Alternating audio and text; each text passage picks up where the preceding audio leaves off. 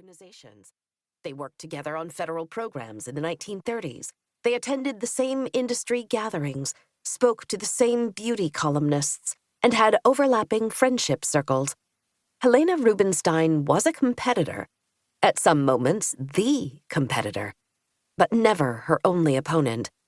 Arden's financial and personal goals were intertwined. Starting with nothing, she aspired to recognized social status. Victory meant acquiring wealth and cornering the market of sophisticated patrons while gaining entrance to their society. She succeeded at both in a staggeringly short time. Of course, Arden could never become a member of America's Old Money Club. That was impossible. The company she loved hindered her social acceptance because Elizabeth Arden was a woman in trade. The fact that she worked for a living and upper-class women did not was a barrier that took years to overcome.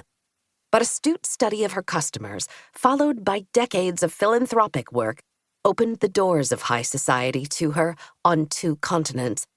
She could have given up her trade at any moment and joined the idle rich. She would not do it. Arden rejected 7-figure offers for the business that was more important to her than everything else. She enjoyed it too much. Elizabeth Arden, the company, defined her as thoroughly as she defined it. They were one and the same. Her greatest goal was to make women beautiful. As a girl, she substituted a romantic and flowery view of the world for the dingy reality of her childhood. When she discovered how to create beauty, she determined to give that gift broadly. She believed, and often repeated, that the woman does not live who cannot be made pleasant to look on. Arden knew that beauty equaled strength, and that a woman who felt beautiful could conquer the world. The creation of beauty drove her. Beauty was behind every business decision she made, and it brought her wealth, acceptance, and international fame. Arden was a public figure whose private life is opaque because she wrote no memoir and did not commit her thoughts to paper beyond a few letters. If she kept diaries, they are not preserved in any archive.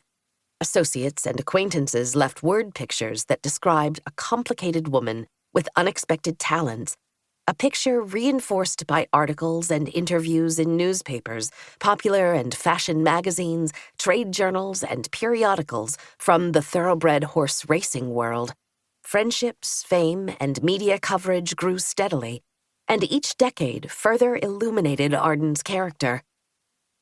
How a young, uneducated, working-class Canadian struck out for New York, changed women's relationship with cosmetics, and transformed herself into a global business magnate is an extraordinary tale.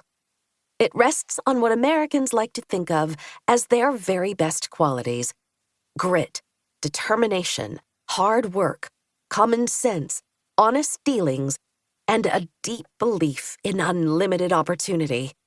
Here is how she did it. 1. Beginnings. For a woman who dedicated her life to beauty, Elizabeth Arden had an unprepossessing start. Born in the Canadian hinterland, she was the 3rd daughter and the 4th child of immigrant parents who never could quite gain a solid footing in their new home. Luxuries were few.